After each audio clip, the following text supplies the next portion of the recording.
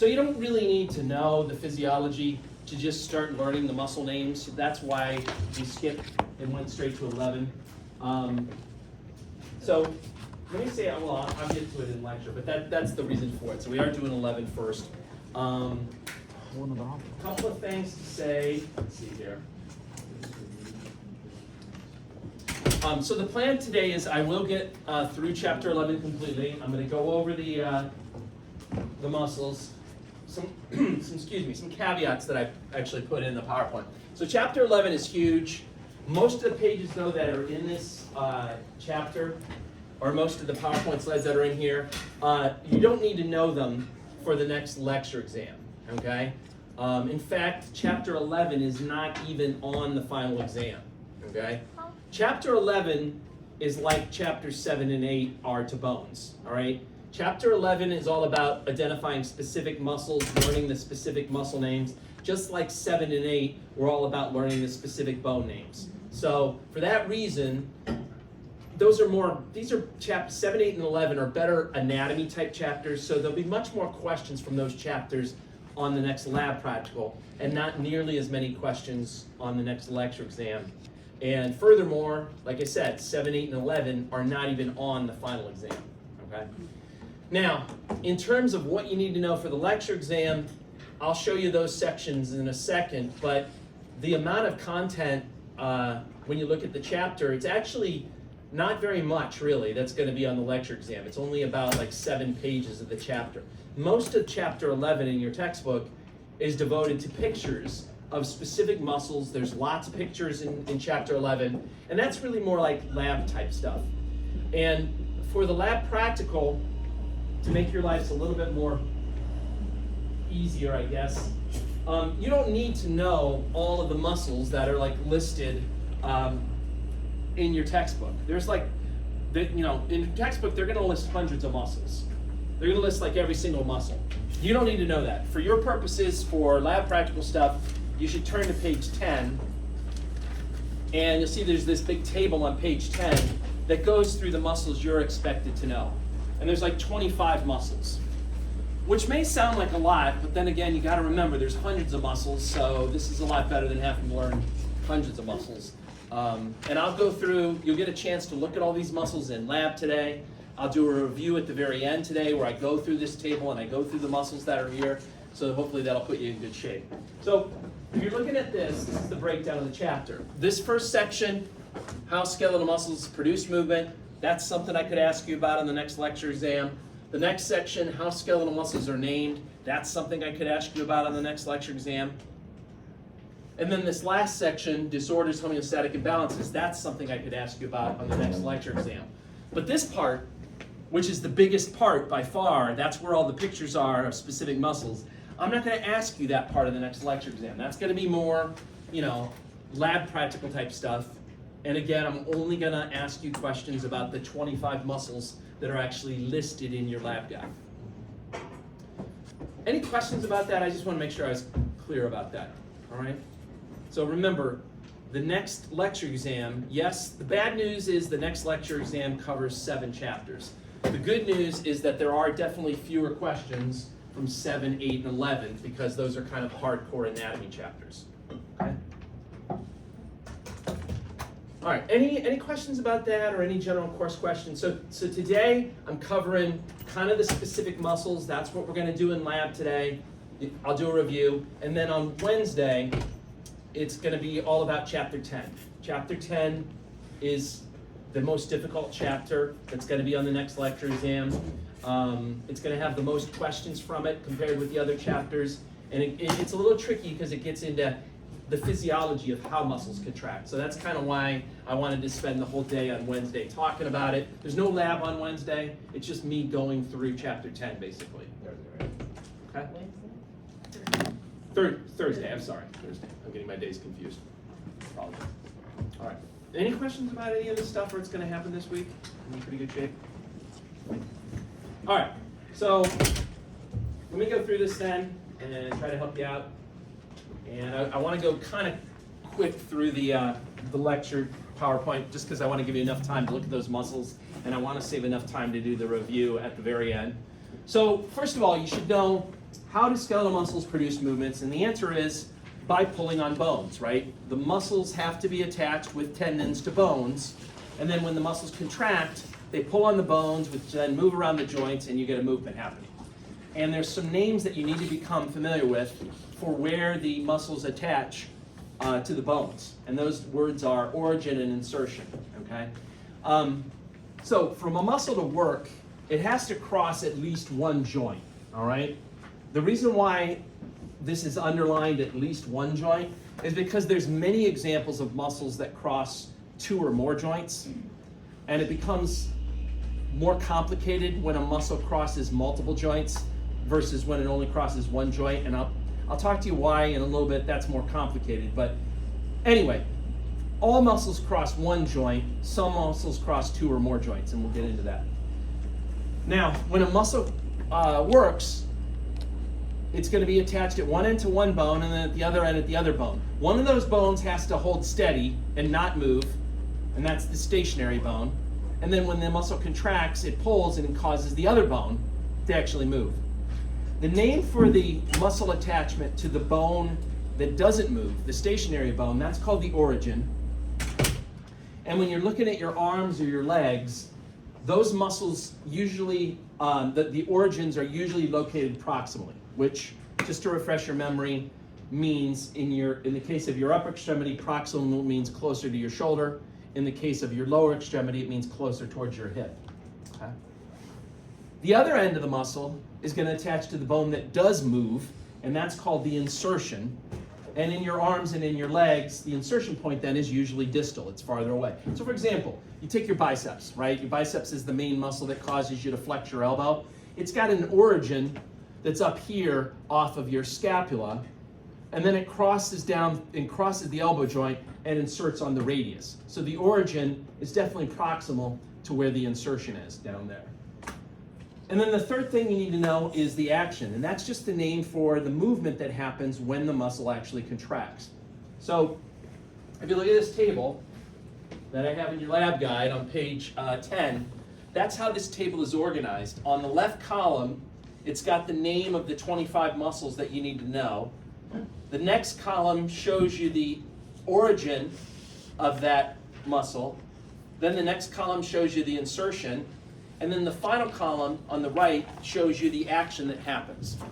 And the action is where you want to go back to like the joint chapter and review some of those movement words that we learned in the joint chapter, like flexion, extension, abduction, adduction. That's when you're going to want to use those words. Okay? So here's some good examples. Your biceps brachii muscle. That's the one that's in the front of your arm. That's going to originate off of the scapula, so its origin is located proximally, and then it goes down your arm, it crosses the elbow joint, and then it inserts on the radius. And so when it contracts, what does it do? It causes you to flex your forearm. Or you could say, another way of saying that is you could say like flexion at the elbow joint. It causes flexion at the elbow joint. So that's basically just that move, right? If you know the origin of a muscle and you know the insertion, oftentimes you can figure out what the action is. If you have like kind of a good visual sort of memory and you're able to picture things, if you can picture where a muscle starts and where it ends, then you just got to think, well, what would happen if it pulled in that direction? And then you can kind of figure out what the action is. So, you know, when you're going through, I recommend when you're learning these muscles on this table, try to learn the origin and the insertion first, and then lots of times you'll be able to figure out the action on your own. You know, you just got to put it in fancy kind of A&P words to describe what's happening, basically. Okay? Another example would be your triceps muscle. Triceps is on the back of your arm. It's got actually two origins. One's off the scapula, the other's off the humerus. So it's originating up there. Then, once again, it goes down the back side of your arm and it inserts on the ulna. So when it contracts, it causes you to extend your forearm, or you could say extension at the elbow joint. Okay? Keep in mind when you name actions, make sure you say the movement word and you say like the body part that's moving. I see this all the time on the practical. I'll ask a question, like I'll say, one of my questions on the practical would be like, what's the action of the biceps brachii? And someone will write flexion, and that's all they'll write. And that's not good enough, because you need to tell me the body part that's actually moving. So if you said flexion of the forearm, or if you said flexion at the elbow joint, those would be fine answers, but you can't just write the word flexion and expect to get it correct, right? So you got to make sure you give me a little bit more detail. And also too, remember, when you're talking about movements, this is considered your arm, this is considered your forearm, this is considered your thigh, and that's considered your leg, okay? So that'll be useful when you start trying to name things. Any questions about origin, insertion, and action? I think they're pretty straightforward. I think they're relatively easy to understand. You just got to spend some quality time like learning those things, and eventually they'll sink in. All right, now for some reason they always like to talk about lever systems when they talk about how movement occurs. Lever systems are something that you could study like in an engineering class. It's like a topic that applies to the real world, like outside your body, but you can also use it to apply to like your bones and your joints and your muscles. So with a lever system, you have these rigid structures called levers, and then they move around a fixed point known as a fulcrum.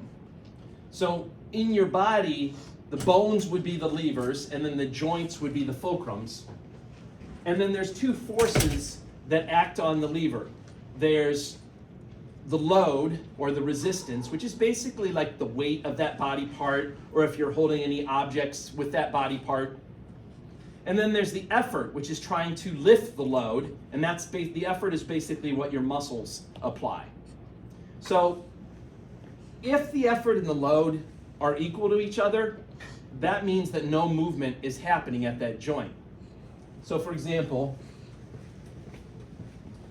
if I pick up an object, I don't know, like this,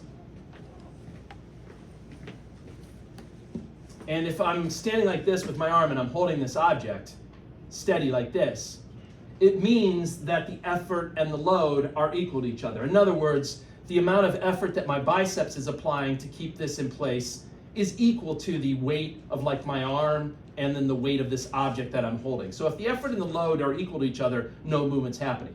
If the effort is greater than the load, that means essentially that in this example, the biceps is winning, and that would be like this, right? I'm moving it closer. Versus if the load is greater than the effort, that would mean I'm going like that, right? I'm putting it down. So here's their picture of it. So you can think of the lever being the humerus that's in your arm, and then the radius and the ulna together that are in your forearm. Those would be the levers. The fulcrum would be the elbow joint. The load would be the weight of your forearm, the weight of your hand, any objects you might be holding in your hand, that would be the load. And then the effort would be the force that's being applied by the biceps muscle when it contracts. Okay? So if this equals this, no movement's happening. If this is greater than this, in this example, then you'd be flexing your forearm. If this is greater than that, then you'd be extending your forearm.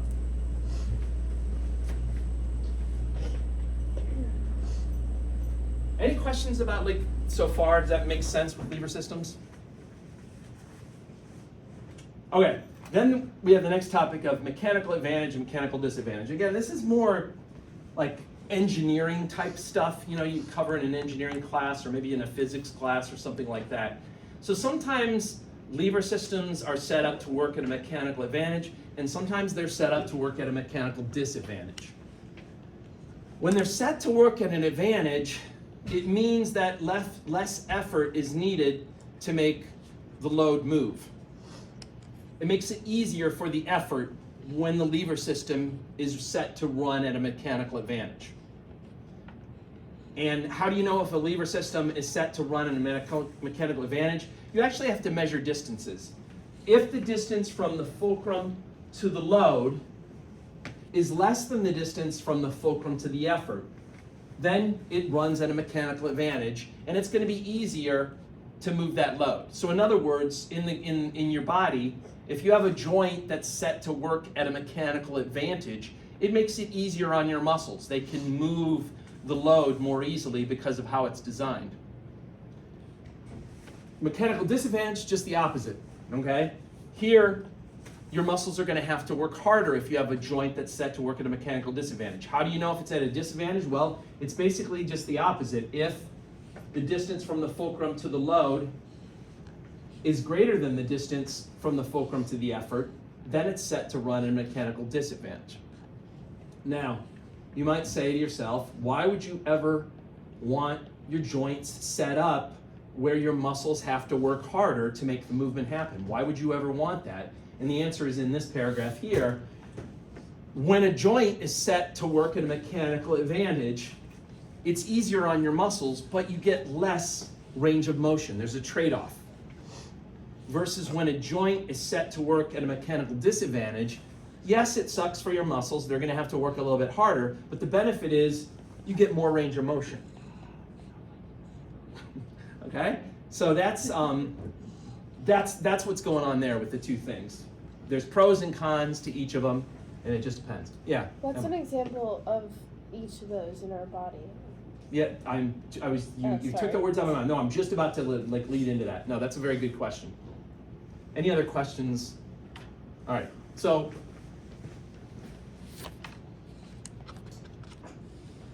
to give you guys more stuff to memorize, because I know that's what you want, somebody said, hey, wait, let's come up with different classes for the lever systems and make students remember these, and let's name them first class, second class, and third class. And they're like, great, that's perfect. So these are the three classes. They're all based on the position of those three things, the fulcrum, the effort, and the load. And you can see that's what these letters stand for.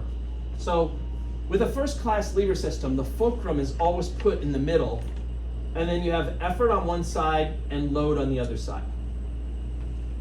So with a first class lever system, to answer the question, does it run at an advantage or a disadvantage? The answer is you actually would have to measure. You'd actually have to go and measure the distance from here to there, and then the distance from here to there.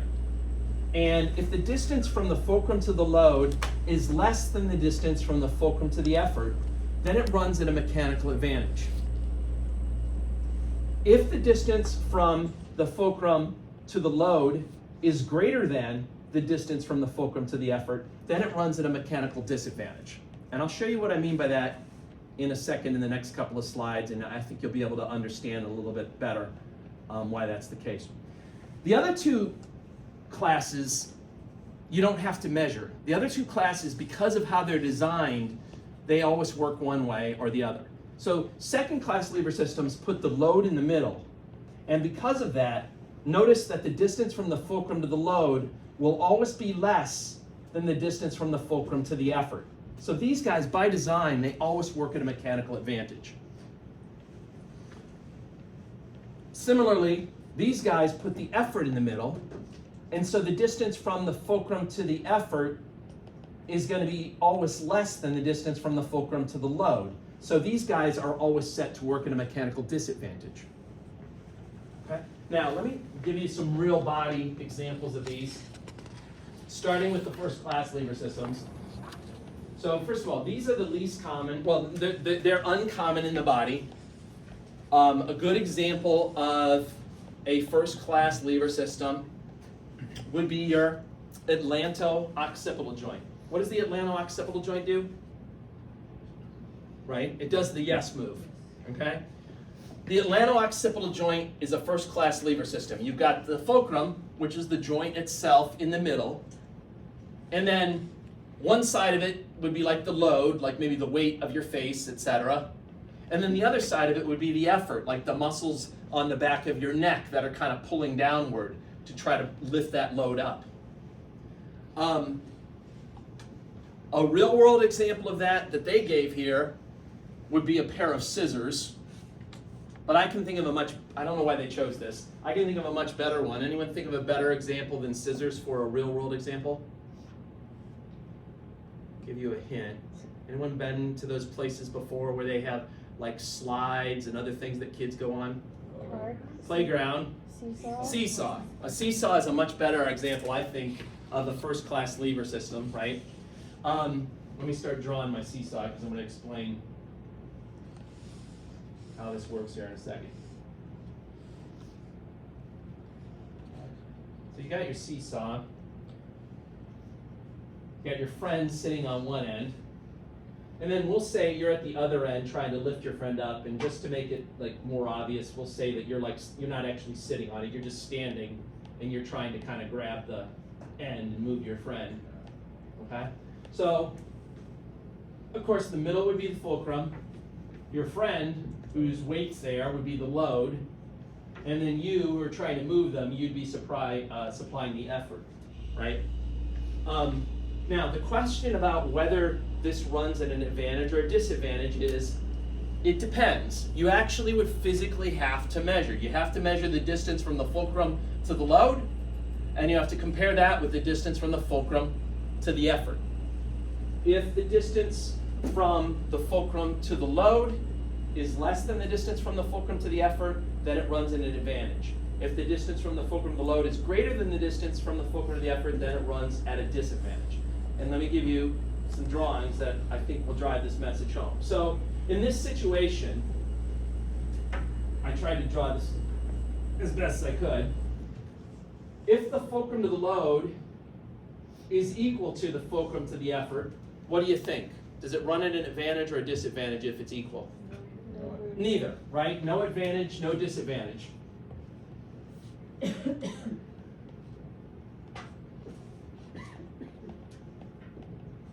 So again, that would be if the distance from F to L is equal to the distance from F to E. Okay? So no advantage. Let's suppose you went to a funky playground though, and who doesn't want to go to a funky playground, where it was designed like this. Okay? Once again, your dumb friend isn't doing anything except sitting there, right? You're over here. Grabbing onto this thing. Now, same deal though. This is still the fulcrum. Your friend's still the dumb load, and then you're the effort over here. If that's how the seesaw were designed, does anyone know?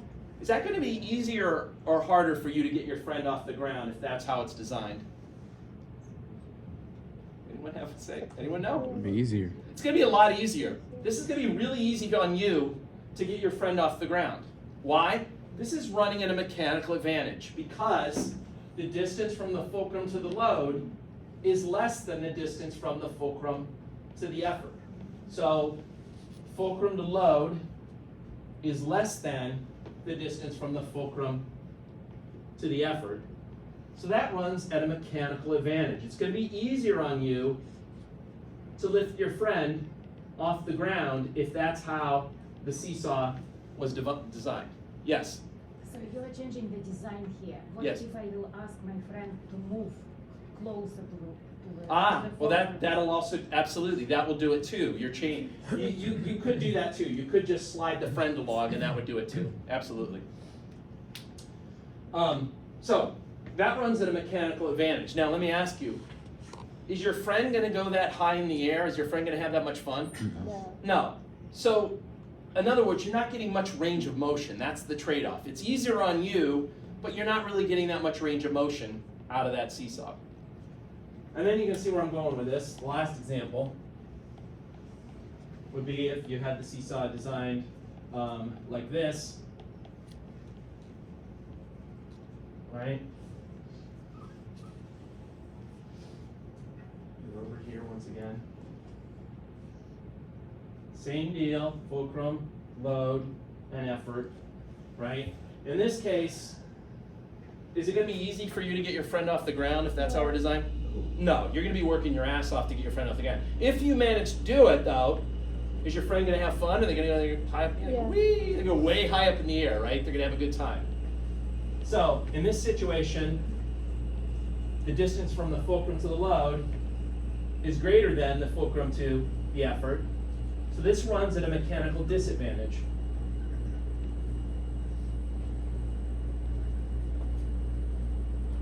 The benefit being greater range of motion, but you're gonna have to work harder to do it.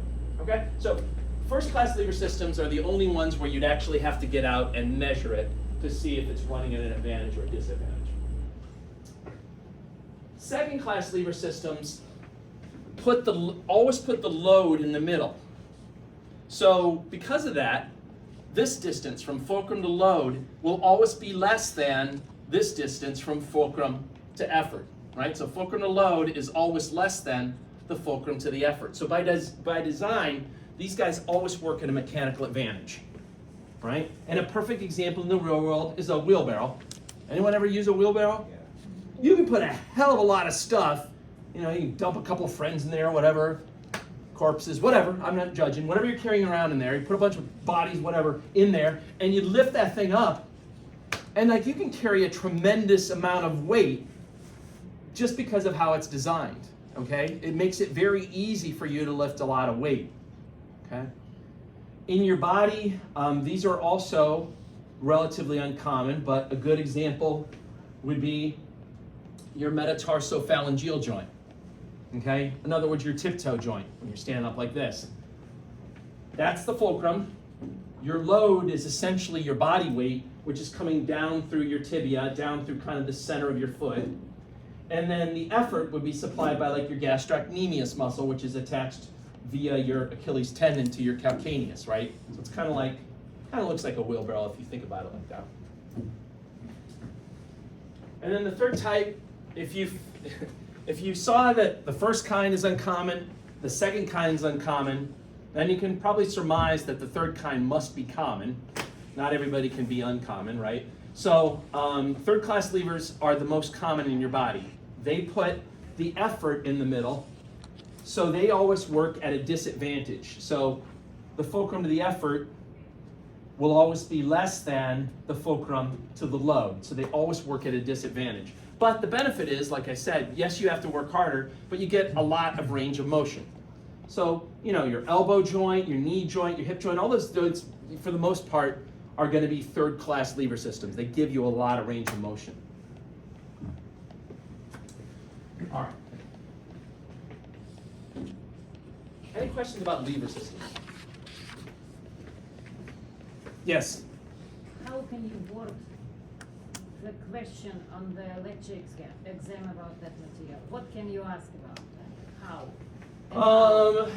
I don't know. What lever systems always work at a disadvantage? You have to, you know, then I'd have like, you know, first class, second class, third class.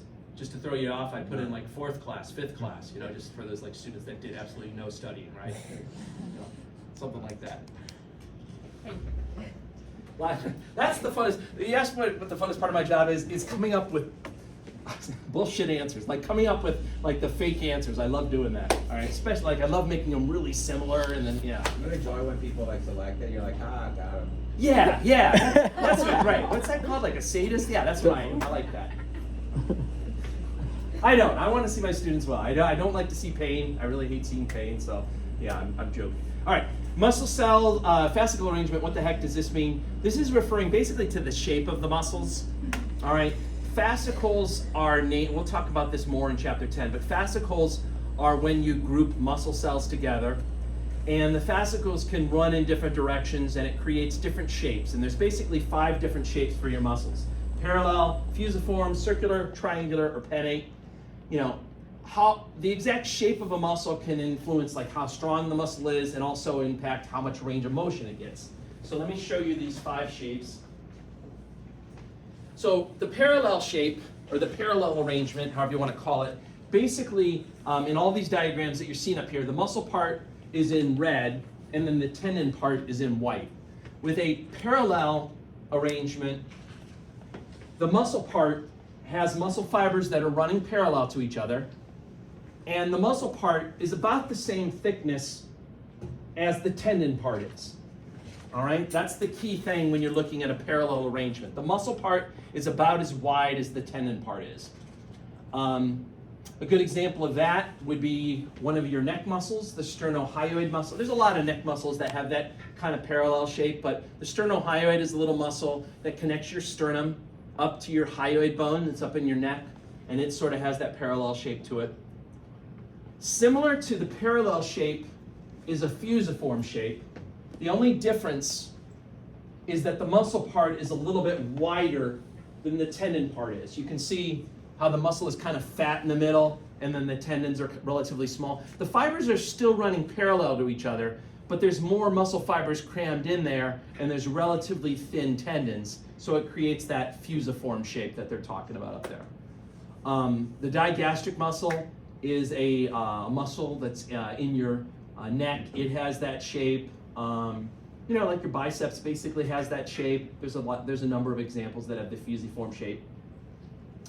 Circular is pretty obvious. It's kind of weird, but a circular one basically has one tendon that serves as both the origin and the insertion. So you got this one tendon, then the muscle circles around something, and then it reattaches to that same tendon. There's a lot of these muscles deep inside the body, and we refer to those as sphincter muscles. These are muscles that control, like, you know, whether food moves from your stomach to your intestines, or, you know, whether urine comes out of your bladder. There's a lot of circular internal muscles that can open and close different containers in your body. There's not as many circular muscles kind of on the outside of your body, but a good example of one that is the orbicularis oculi muscle. Anyone know where that muscle is?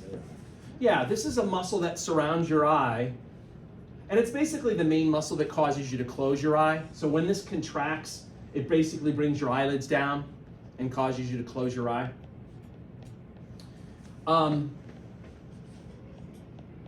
Triangular shaped muscle, it's pretty obvious name, will have a relatively broad origin like this, and then it tapers and has a relatively small insertion point, so it creates a triangle shape to it.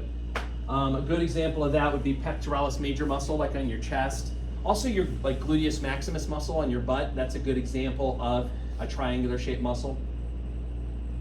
And then the fifth type actually has three subtypes. The fifth type is called pennate. Anyone know what pennate means? What'd you say? Yeah, it means like feather-shaped.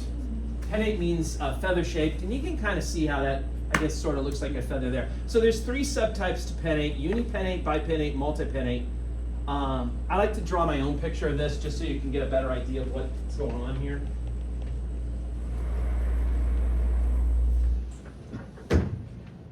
So with unipennate and bipennate, you have this kind of one tendon. This would be the tendon part. And here it is. So that's the tendon.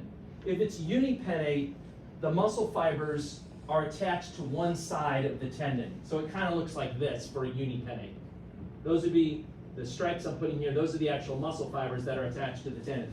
Versus with a bipennate, what does bi mean? Two. So with that, you got muscle fibers attached to both sides, and it kind of looks like this. Okay? So unipennate, bipennate. And then the third one is kind of weird. This is where the tendon gives off branches. So you start with one tendon, but then maybe the tendon gives off like three branches like this.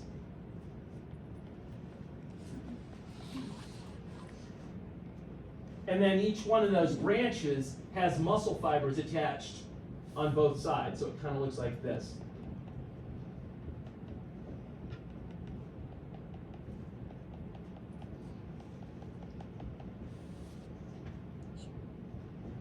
Okay? That would be multipennate. Extensor digitorum longus muscle. This is one of the muscles that's in the back of your hand that causes your fingers to extend. It has that kind of unipennate. The rectus femoris, which is one of your quad muscles on your thigh, has this kind of bipennate shape. And then really the only example I can think of a multipennate is your deltoid muscle, which is your shoulder muscle. These part here are the origins of the deltoid muscle, and these are going to attach to like different parts of your clavicle and your scapula. So they're attaching up here. And then this part crosses over your shoulder, and then this tendon attaches to your humerus. And so when your deltoid contracts, it causes you to abduct your arm like this. And if you feel if you feel on your shoulder, you might be able to feel like little indentations there that represent kind of the spaces between these muscle fibers. I can feel it because I'm really cut, obviously, but whether you can or not, that's dependent on your body style. I can just barely. I can barely feel it. All right, so those are the muscle shapes. Next, we have coordination among muscles. So here's the thing: you got all these different joints, and every joint is going to have multiple muscles crossing it from different sides. Some muscles are going to be crossing in front of the joint, some are going to be crossing behind the joint, some are going to be crossing medial to the joint, some are going to be crossing lateral to the joint. And anytime you want to move a joint, you got to have all those muscles kind of in agreement as to what's going on. They all have to work together in order to get the movement.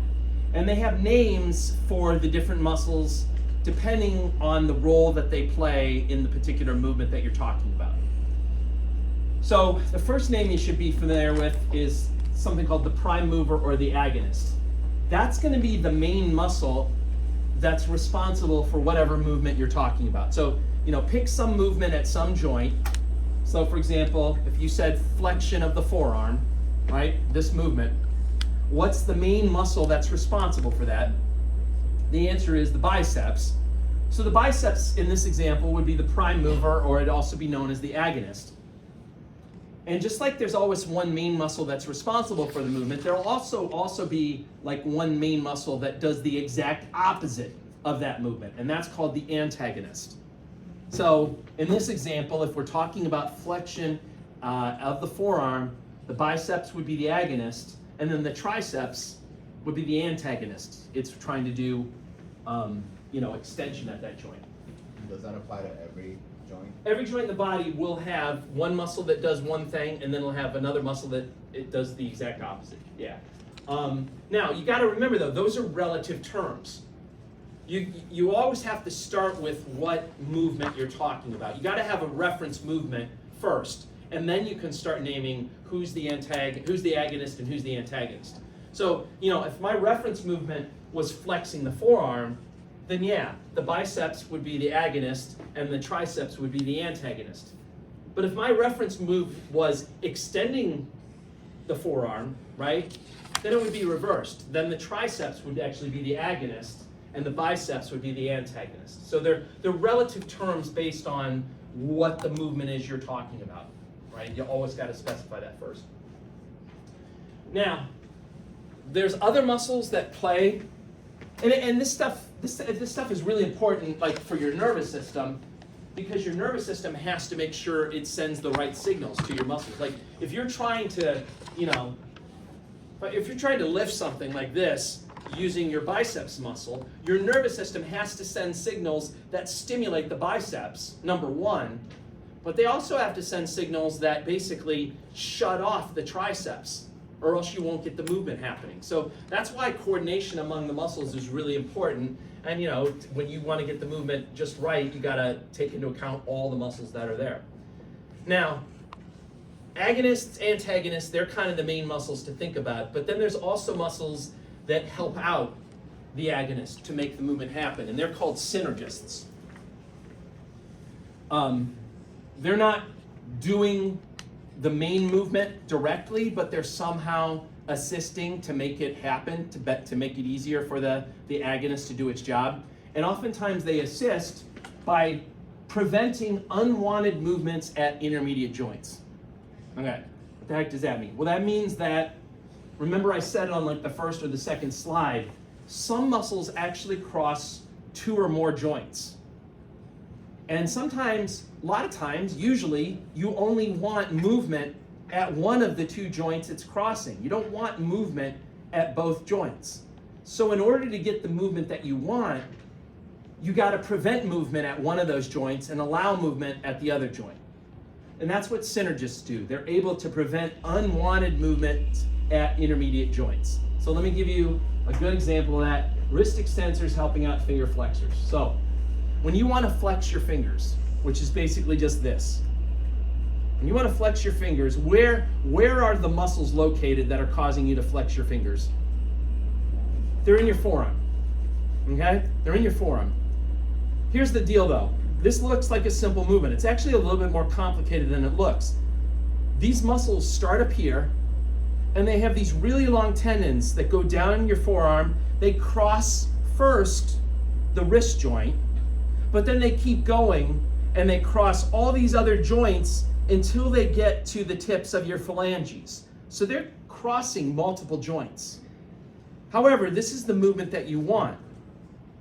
So in order to just do this without also flexing your wrist, you've got to get muscles on the other side of your hands to basically hold steady the wrist joint. The wrist extensors have to contract at the same time so that you get this and not get this, right? That's what happens when the wrist extensors aren't doing their job, right? You just want this, not this, right? So that's what I mean by stabilizing intermediate joints, preventing movement in other intermediate joints. Fixators, these guys are guys that kind of hold the origin bone in place so that the prime mover can work better, okay? Remember, the origin is the bone that should not move, and to make it extra steady, fixators can kind of contract to really stabilize it, to really steady it. And a good example of that is when you want to use your deltoid muscle, okay? Your deltoid muscle originates off of your scapula, and then it goes down and it inserts on your humerus. And when you contract, you abduct your arm like that, all right? It's a pretty simple movement. But the origin is off of the scapula. And when you contract the deltoid could, technically speaking, instead of getting this movement, the deltoid could just cause your whole scapula to kind of move out laterally. So in order for that not to happen, you got to hold the scapula to your ribs. And that's what the fixators do. They pull that scapula in, they keep it firm to your ribs so that when you do, so that you can get this movement when you do use your deltoid and not just get your, potentially your scapula to move out laterally. Okay?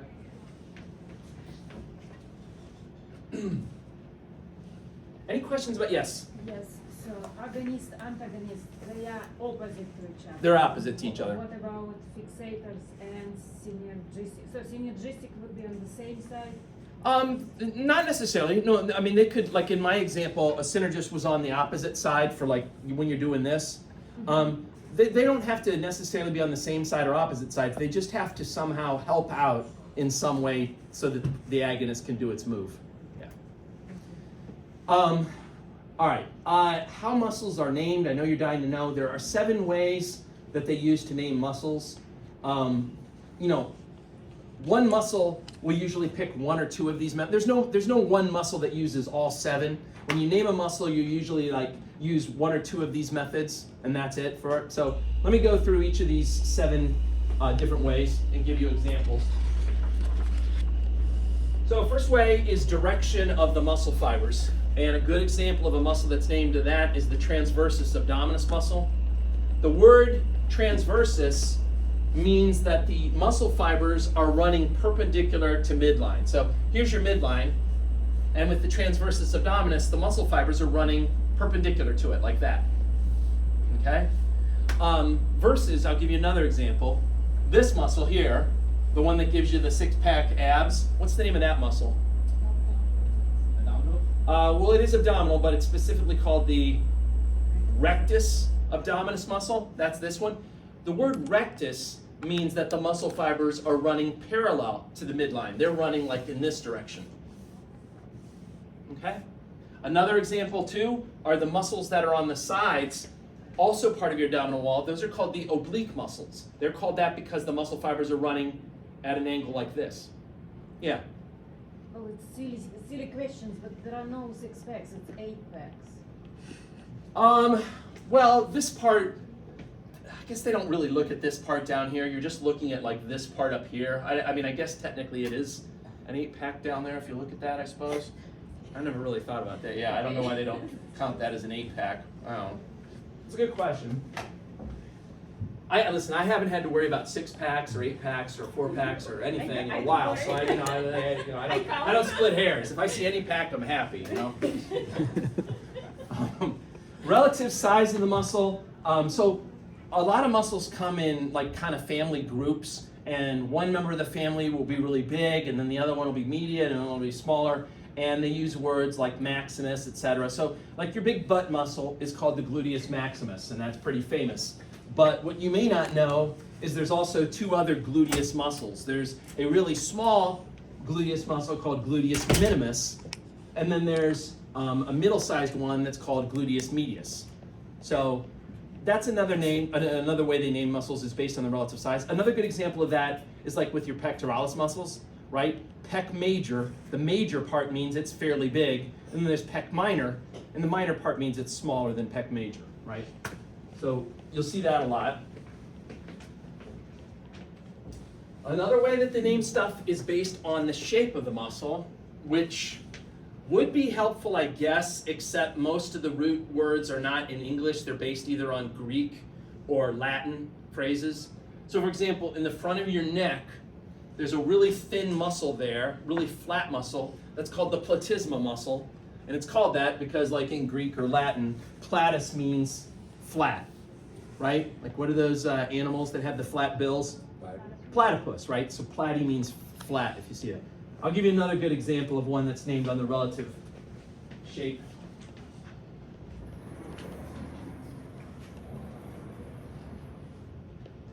On the sides of your ribs, there's a muscle that originates on the sides of your ribs. It then curves around your thorax and it attaches to your scapula. And when it contracts, it basically pulls your whole scapula forward. And they sometimes call it the boxer's muscle because it's pulling it forward like that. Anyone know what muscle that is? No one knows what it is? All right. Well, I'll tell you. I'll back into this. That muscle has a name that's also based on its shape. What's that place? What's that place like in the house that has like the refrigerator and the stove and stuff? Kitchen. All right. Yeah. Try not to go there. The kitchen. And you know how you have like those sharp things? Knives. That's it. The knives. Some knives look like this. Serrated. There you go. That's called a serrated. I know this was a long explanation for this, but I just enjoyed talking about it. That's a serrated knife, and those are serrations there. And there's a muscle on the side of your ribs called the serratus anterior muscle. And it's called that because the way it attaches to the ribs makes it look like it has serrations, like a serrated knife does. Okay? So that's another example of a muscle that's based, its name is based on the relative shape of the muscle. Principal action of the muscle, so the name can sometimes tell you what that muscle does. The levator scapulae muscle is a muscle that lifts up your scapula. I mentioned the extensor digitorum longus muscle. That's things that extend your digits, like your fingers, right? The depressor anguli oris muscle. I see that muscle used a lot at the end of my class. Anyone know what the depressor anguli oris muscle does? Makes you frown, right? It pulls the sides of your mouth down. I get to see that contracted a lot, especially final day. Number of origins. So some muscles have more than one origin. They usually, another name for the origin that they toss out, they sometimes call it heads. So some muscles have 2 heads or 3 heads. And so that's where you get terms like biceps, triceps, right? Sep comes from the same word as like cephalic, which means head. And then bi means like 2 heads. Tri means 3 heads, quad means 4 heads, right? So that's just how many origins these particular muscles have. Structure near which a muscle is found. So sometimes muscles will be named based on the area where they're located. So on the side of your head, you've got a major chewing muscle there called the temporalis muscle. It's named because it kind of sits on top of your temporal bone. There's a lot of muscles that are named based on the area where they are. If the muscle has the word abdominis in it, you can guess it's someplace near your abdomen, right? And then lastly, the last way that they sometimes will do it, and this is actually a pretty good way because the name tells you what the origin and the insertion actually is, right? If they named every muscle this way, it'd make memorizing this table probably a lot easier because the name would actually tell you what the next column and the next column is, right? Unfortunately, there's not many muscles that just do this method. There's a lot, for whatever reason, there's a lot of neck muscles that use this method, but elsewhere in the body, not so much. So the sternocleidomastoid muscle is a good example. This is the big one you see, like if you tilt your head to the side and you kind of look, you can feel that muscle there. It originates off of the sternum, which you see there. It also originates off of the clavicle. That's what the cleido part means, so that's the origin there. So this is all the sternocleido part. And then it goes up your neck and it inserts on that mastoid process that's part of your temporal bone behind your ear. So that's how it got the name sternocleidomastoid. So those are the choices that you have. Again, no muscle is going to use all 7, but they might use you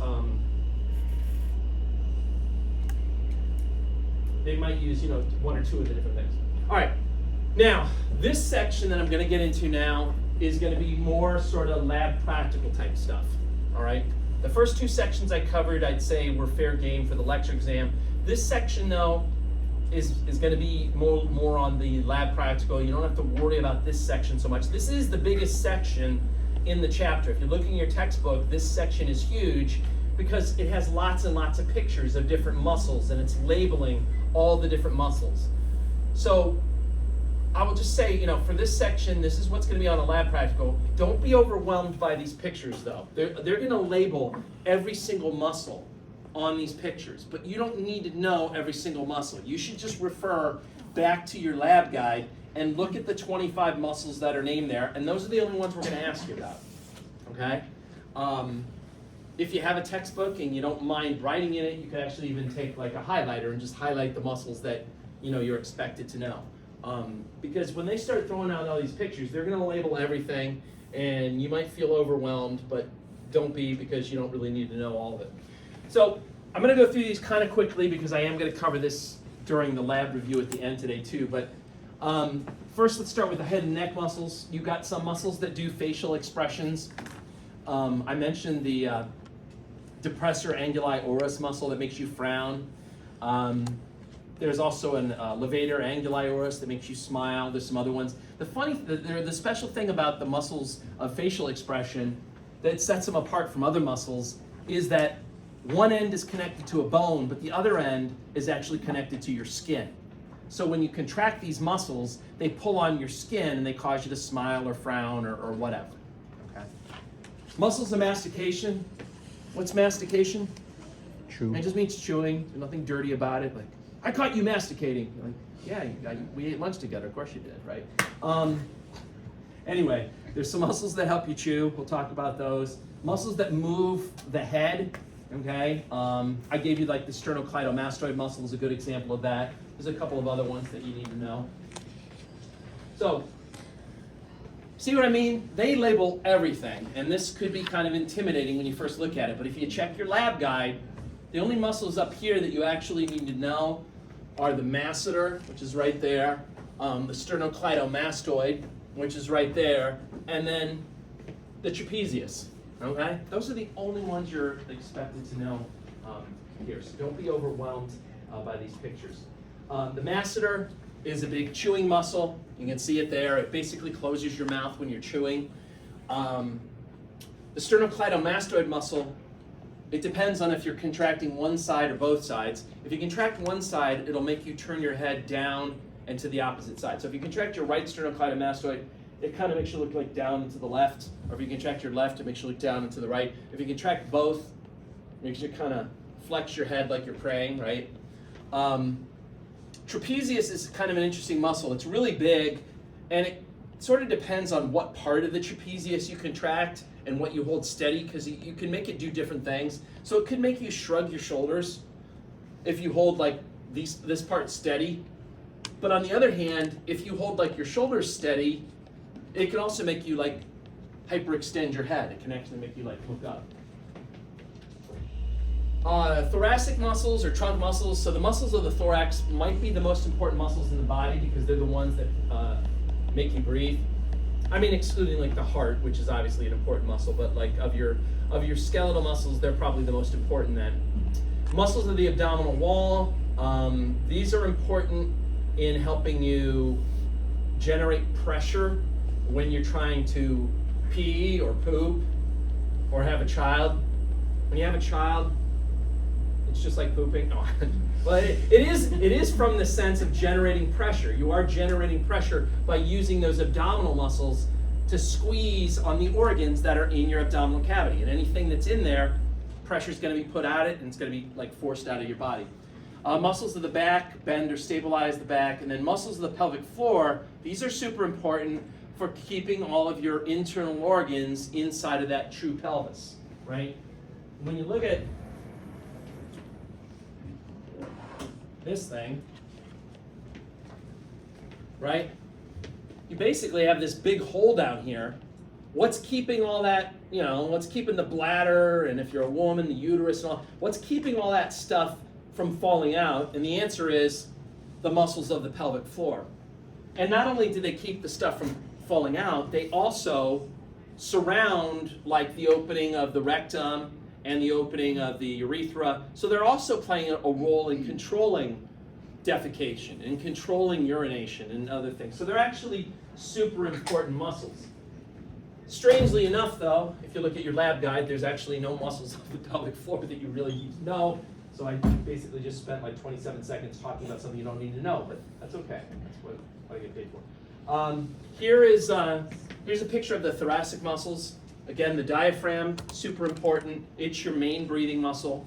When you're at rest, like you, and this, we could cover this more in AP2 when we do the respiratory chapter, but when you're at rest like you are now, you're basically just using your diaphragm to breathe. But if you start like running a race or doing some vigorous physical activity, there's a whole host of other muscles that can help out, such as the external intercostals, the internal intercostals, the scalene muscles, a bunch of other ones that are involved. This is showing the muscles of the abdominal wall. Again, the main one that gives you the six-pack abs, that's called the rectus abdominis muscle. It's in the middle. Off to the sides, so this is, so you can see there's the rectus abdominis. Off to the sides, you've got 3 layers of muscles, and they all have fibers that run in different directions. The outermost one is called the external oblique, and it's got muscle fibers that are kind of running in this direction. Then there's an internal oblique that has muscle fibers that run in this direction. And then there's the transversus abdominis that just has the muscle fibers running straight across like that. So all of these muscles here, they're important for causing you to flex your trunk like you're taking a bow, but then they're also important for squeezing your abdominal cavity, which puts pressure on the internal organs, which can help with defecation, urination, childbirth, that kind of stuff. This picture is showing you the back muscles. There's kind of 2 sets of back muscles. Now, on most of the models that we have in class, you'll be able to see these muscles here, but you won't be able to see those muscles. These are the superficial muscles of the back versus these are the deep back muscles. You'd have to remove these other ones. The superficial ones, the trapezius, I mentioned that one before. The latissimus dorsi I'll actually talk about in another slide where you can see it a little bit better. The deep back muscles, they're called the erector spinae muscles, and the name kind of tells you what they do. They erect your spine. So they cause you to like sit upright and extend your spine and extend your head, okay? So they're basically doing the opposite of like your rectus abdominis, right? That's causing you to like bow, and then these ones are causing you to like sit up straight. And by the way, that's kind of how this table is organized here. Like when I start getting down into these muscles, I usually give you one muscle first that does one thing, and then the muscle right after it is going to be doing the exact opposite. So they are kind of arranged in pairs like that on this table, if that makes learning it any easier. Dr. Brown, Yeah. for the practical, do we need to know all the erector spinae muscles or just that? No, you don't need to know the individual ones. You just need to know that this as a group is called the erector spinae muscles. Yeah, it's a good question. These are the pelvic floor muscles. again, you don't actually have to know any of these muscles yet. We will get more into them in AAP2. They're super important. They enclose, the opening to the anus, the opening to the urethra, etc. So they play a role in controlling urination, defecation. They're important for all that.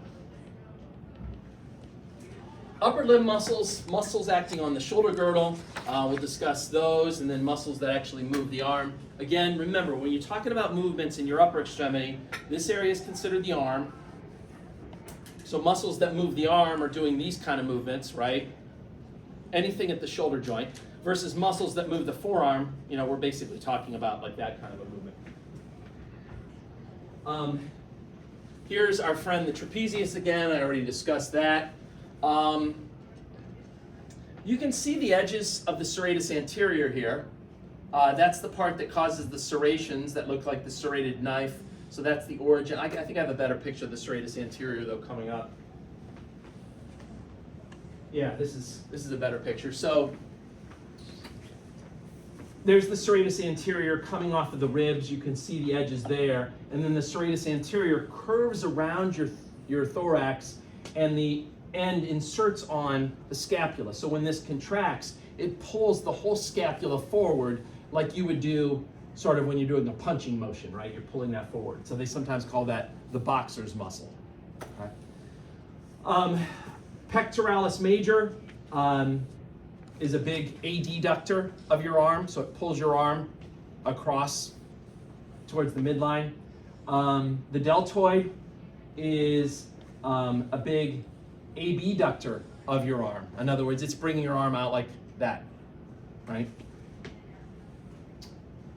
Here's the latissimus dorsi. The latissimus dorsi is a crazy big muscle. It's got a huge origin. You can see the latissimus dorsi actually originates off of some of your lower thoracic vertebrae, your lumbar vertebrae. It even originates a little bit off of your hip bone, your sacrum, and your coccyx. So a huge origin. But then it curves and gets really small and has this tiny insertion on your humerus. And when the latissimus dorsi contracts, it causes you to extend your arm. So it's the main muscle that pulls your arm back like this to extend it, and then even as it continues to hyperextend it. What kind of athletes have big latissimus dorsis? Swimmers, right? When you're pulling that water back all the time, assuming you're not doing like some whatever stroke or whatever. When you're doing like the cool stroke, the freestyle, whatever it is, that develops that muscle. All right. Would a pitcher have a big latissimus dorsi as well? Sure. I mean, absolutely. No, absolutely. The pitcher's going to have a big latissimus dorsi as well. There's some other muscles that are involved there, but sure, that would be going back. Sorry, I'm getting scanned. Hold on. The process of being scanned. All right, muscles that move the forearm. So we mentioned the two already. We've mentioned the biceps and the triceps. There are some other ones. Muscles that move the wrist, the hand, and the fingers. Let me go through these. So here is your biceps. It's the main muscle. It's the agonist that does flexion of your forearm. Note it is not the only one though that's doing that. There's also a brachialis muscle that assists it. There's a brachioradialis muscle. They're all helping to do flexion of the forearm. It's just that the one that gets the most credit is the biceps brachii muscle, okay? But they're all kind of assisting with it. And then the main antagonistic muscle would be then the triceps, which is on the back of your arm. These are showing you the muscles that move the wrist and move your fingers. And like I said before, most of these muscles are actually originating someplace up in your forearm. And then they have these really long tendons that have to cross multiple joints. So look at the tendons. They're actually crossing the wrist joint first, but then they keep going and they insert down on the phalanges, right? So they're crossing multiple joints. So when you want to get like a very precise movement of your fingers, you have to make sure that you stabilize those intermediate joints, and that's exactly what the wrist extensors do when you're trying to do that kind of a movement. The other thing I want to mention about this picture too was last week I was talking about bursa, Anyone remember the bursa? They're like these little fluid-filled sacs that are at some joints. And one thing that bursa do is they form things called tendon sheaths.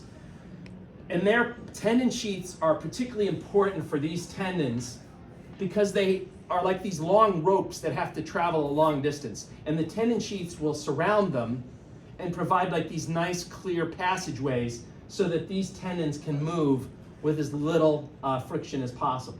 Okay, that's kind of the purpose there. So it protects them. All right, hold on a second. How's it going? All right, I'm going to put this on vibrate. I apologize. I should have done this before. All right. Now, there are some muscles that are located within the hands itself. Not all muscles that move the hand start up in your forearm. There are some that are actually located in the hand itself. For example, the muscles that cause you to bring your thumb across and do like opposition, right? When you bring your thumb across, like this movement with your thumb, those muscles, such as the flexor pollicis brevis and the opponens pollicis, those are located all in the hand. They don't originate up in your forearm. Some of the muscles that cause you to abduct and adduct your fingers like this, those are located within the hand itself. They're not in your forearm.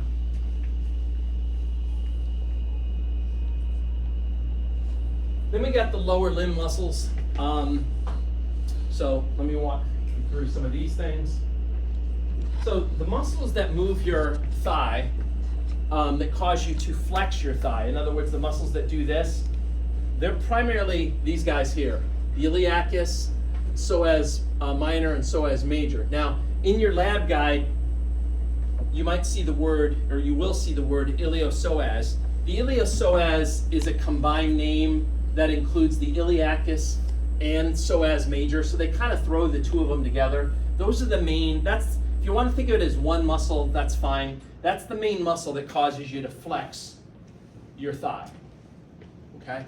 Now, the antagonistic muscle to that would be the gluteus muscles that are on the back of the thigh, and they're the main muscles that extend your thigh, right? When you talk about abduction, and adduction of your thigh, the main muscle that causes abduction is this one that sounds like something you'd order from Starbucks, the tensor fascia latte, all right? I'll have that, the mocha, and I'll have the tensor fascia latte. That's the one that's gonna go out like that, okay? That's the tensor fascia latte. And then the antagonistic muscles would be these muscles in here. These are called the adductor muscles, and there's one called the pectineus, the adductor brevis, the adductor longus, the adductor magnus, okay? Again, if you look at your lab guide, you'll see that I'm really not making you you don't have to remember all those adductor muscles. The only one they want you to know is the adductor longus, okay? That's the one that they chose for you guys to know. This one is kind of a weird one, sartorius muscle. This muscle starts attached to the ilium, and then it cuts across at an angle diagonally across your thigh, and then it inserts on the medial part of your tibia. And when it contracts, it causes you to flex your knee joint. It also causes you to adduct your leg and bring it a little bit closer to the midline. So it's kind of a strange muscle. The main muscle that causes you to extend your leg, in other words, to kick, is going to be the quadriceps muscle. And the quad is made up of 4 separate muscles. And you should know the names of the 4 separate muscles. 3 of them are shown up here. 1 of them you can't see those, so let me walk you through this. So the rectus femoris is one of your quad muscles. The vastus lateralis, the vastus medialis, those are part of your quad muscle. The only one you can't see up here is in between this guy and this guy. Underneath the rectus is something called the vastus intermedius. Okay, that's the 4th one that you can't see there. They all, yes, they're separate muscles, but they all essentially use that same tendon that goes to the patella, right? So they all converge on that tendon. And so when they contract, they cause you to basically kick, right? Extension of your leg, or extension at the knee joint. The antagonistic muscle to that, of course, is the hamstring group that's on the back of your thigh. that's going to cause you to flex your knee or flex your leg. The hamstring group is interesting though because it actually crosses two joints. It starts up high, attached to like your hip bone, and then it comes down, it crosses the hip joint, then it keeps going, and it crosses the knee joint, and then it attaches to the tibia and the fibula. So that's also the reason why, like, because this is the hamstring group is actually crossing your hip joint, that's why it's a hell of a lot easier to flex your hip like this when your hamstring is relaxed. When you straighten your leg out like this, it pulls on the whole hamstring, it tightens this up, and it makes it a lot harder to do flexion of your hip. So that's some of the hamstring muscles that are there.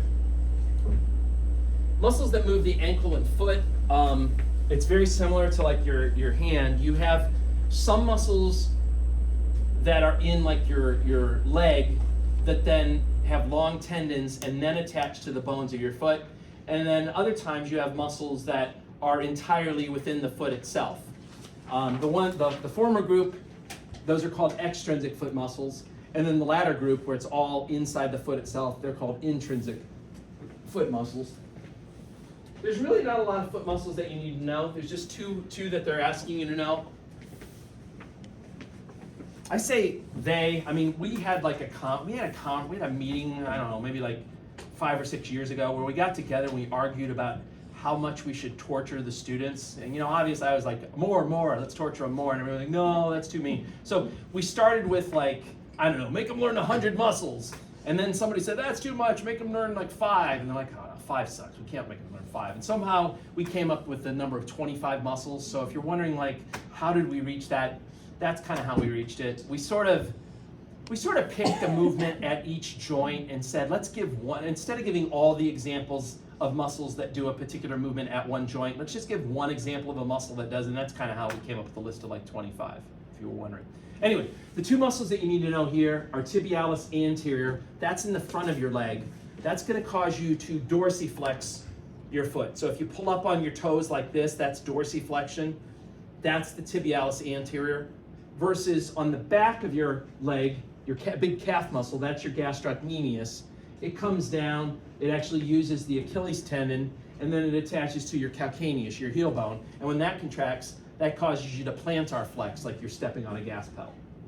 Okay? Yeah? Will there be a point where we need to know all of these? No, you're not. Just stick with those 25, and you'll be in good shape. I mean, honestly, I think it's a good group. It gives you enough that cover all the basic movements of the body without kind of overdoing it. I don't know. I know you're probably thinking, God, I wish I didn't have to learn this many, but I don't know. I feel like it wouldn't be right if we didn't tell you about at least like these 25. So, all right, that then brings us to the last part. So this last part then is back to like lecture exam. This could potentially show up in the lecture exam. So running injuries, the knee is the most frequently injured joint because it's so darn unstable.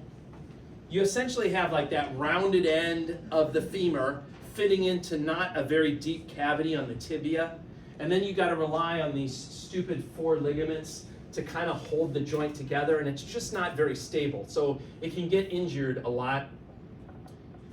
Running injuries frequently related to faulty training techniques. How do you treat them? It's like most orthopedic injuries. You do like this Price therapy, which stands for protect it, put it, whatever the body part is, somehow protect it, put it in a sling or brace or something. Rest it. Try to stay off of it. Don't go out and keep doing what you had been doing. Ice it to hopefully reduce the swelling. Compress it with like an ACE bandage or something. That'll help also to reduce the swelling. And then try to keep it above the level of your heart if you can. That'll cause the drainage to go back towards your heart, and that'll reduce the swelling as well. Alternating heat and ice may help as a follow-up treatment. If you're having pain, which you probably will have, see if you can get by with NSAIDs, right? Non-steroidal anti-inflammatory drugs like ibuprofen or naproxen or things like that. Be very careful about going to the narcotics, right? The Percocet and the oxycodone and stuff like that. You might benefit from a local joint injection of like some cortisol or something. That can provide a lot of relief to people, depending on the situation. And then talk with your, trainer or whatever, and see if there's something you can do to modify the activities, in order to just kind of stay active in the meantime, or modify your training regimen a little bit so you can, stay active. Compartment syndrome. So compartment syndrome is kind of a big deal. It's a serious situation, and it's due to these things that you have in your arms and your legs called compartments, right? What does that mean? Well, compartments are like containers that you have in your arms and your legs that are there to organize the muscles into different groups based on what they do. For example, you have a compartment in your arm called the flexor compartment, and that's basically where all the muscles that flex your elbow, they're all kind of in that one compartment. And then you got another compartment in your arm called the extensor compartment, where the triceps would be, okay? So compartments are ways of organizing your limbs into different muscle groups, basically. Now, the problem with these compartments is they have very stiff walls to them, walls that don't stretch. They're walls that are made up of a type of connective tissue, well, not type of connective tissue, but they're made up of structures called fascia, okay? Fascia are the walls of these compartments, and fascia are really strong, that's great, but they don't stretch. They act like rigid dividers that separate these compartments. And the problem is, because the fascia doesn't stretch, if you have an injury, like a broken bone or some severe damage to a limb, you can get inflammation and swelling, and fluid can start to accumulate inside of these compartments. And if too much fluid, and it could be inflammatory fluid, it could be blood, whatever the fluid is, if too much of it builds up there, if too much swelling occurs in the compartment, the structures inside those compartments, the muscles, the nerves, the blood vessels, they're going to get compressed. And if they get compressed for too long, they might get permanently damaged. So as the fluid builds up, pressure builds up. Remember, the walls of those compartments are not going to stretch. So the only thing that can happen is the stuff inside is going to get compressed. And that's going to be a huge deal if that happens.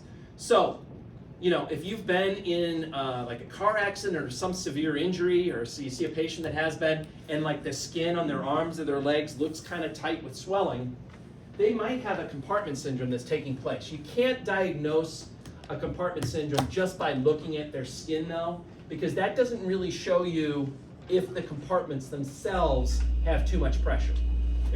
In order to diagnose it, they have the little device in the ER that has like a little gauge on it at one end, and then the other end is this long-ass needle.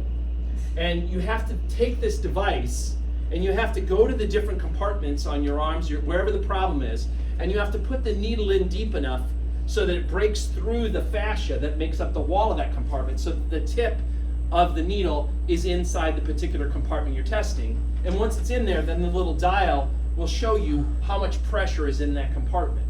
And there's a whole set of normal values for the various compartments. And if you're within the normal limit, fine. You don't have a compartment syndrome. You just got some swelling on the skin. It's not that severe. But if you're above it, you probably have a compartment syndrome. And the next thing they're going to do, anyone know what they're going to do if they diagnose you with a compartment syndrome in the ER? Well, it's not just draining. It's not like a cyst where there's one big, it's not like a water balloon. Unfortunately, it's more like a sponge accumulating fluid, so they can't just drain it by putting a needle in. Anyone know what they have to do? They actually have to take you to the operating room and open up those walls, open up those fascia, so that the tissue can expand without compressing itself and without compressing the nerves, the muscles, et cetera, and that's called a fasciotomy. So they will take you from the ER up to the operating room, and they'll have to make big cuts in wherever the compartment syndrome is. They have to go through the skin, and then they have to go deep enough that they actually cut open the fascia so that the tissue can expand in that area and not put pressure that can actually cause permanent damage. And if you don't do that, if you miss the diagnosis, that's that's permanent damage for that patient. Permanent muscles can be destroyed, permanent nerve damage, you know, you can get a permanent shortening in the muscles. That's called a contraction.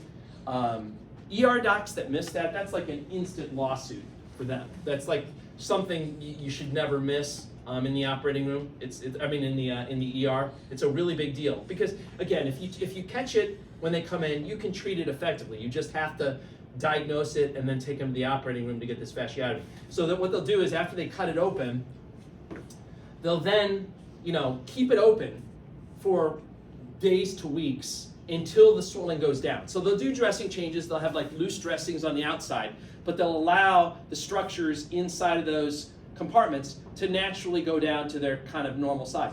Then they'll take them back to the operating room and try to sew the fasciotomies closed if they can. Sometimes though, the incisions are so big and there was so much swelling that it can be difficult to try to even get closure at those spots, and they actually have to do skin grafts from other places in the body where they shave off like a layer of the skin and then use that to get coverage. So it's a huge deal, you know, but it can have a good outcome just so long as you do the right treatment for it. Plantar fasciitis, this is a much less serious condition. This is like painful heel condition. It can happen in runners from chronic irritation at the point where like the ligaments on the sole of your foot where they connect with your heel bone. That's basically the spot where it usually happens. You know, it can be you know, there can be a genetic component to it. Like if your family members have a history of this, there's probably a good chance that you will too. If you have flat feet or you just don't have arches that are as high as they should be, that might be a factor. So you could try prosthetics in your shoe. You know, once you get it, you should, you know, do the price therapy, stay off your feet for a while. Weight loss can be, excessive weight can be a contributing factor. You know, if you're putting a lot of weight on your feet, that can exacerbate it. Steroid injections might help. In rare cases, they might do surgery, but most of the time it's conservative measures, you know, just staying off of it, maybe changing your techniques, putting prosthetics in, changing your shoes, other things like that can hopefully help. All right, that's all I wanted to say about this. I went through it pretty quickly. Any questions about any of that stuff? Yes? Compartment syndrome, what could be the reason for the compartment Well, syndrome? if it's usually, in my experience, I've seen it in like severe trauma patients that have been like in car accidents and things, like they might have a broken bone someplace and then fluid starts kind of leaking out in that area and fills that compartment up. It doesn't necessarily have to be a broken bone though. It can just be like blunt force injury can cause damage and swelling in these tissues, and next thing you know, you've got a compartment syndrome from it. It could be, you know, inflammatory fluid that's building up in the tissue, or it could be like actual blood that's filling up the compartment. It really doesn't matter what the fluid is. The point is that there's a limited space. The walls won't stretch, so inevitably whatever's in there is gonna, you know, be compressed basically. Yeah. All right. So go ahead, take your break. Come back like in 10 minutes. When you come back, check out the models that are on the back wall there, and then there's also microscope slides of skeletal, cardiac, and smooth muscle. Take a look at those, and I'll come around and help you guys.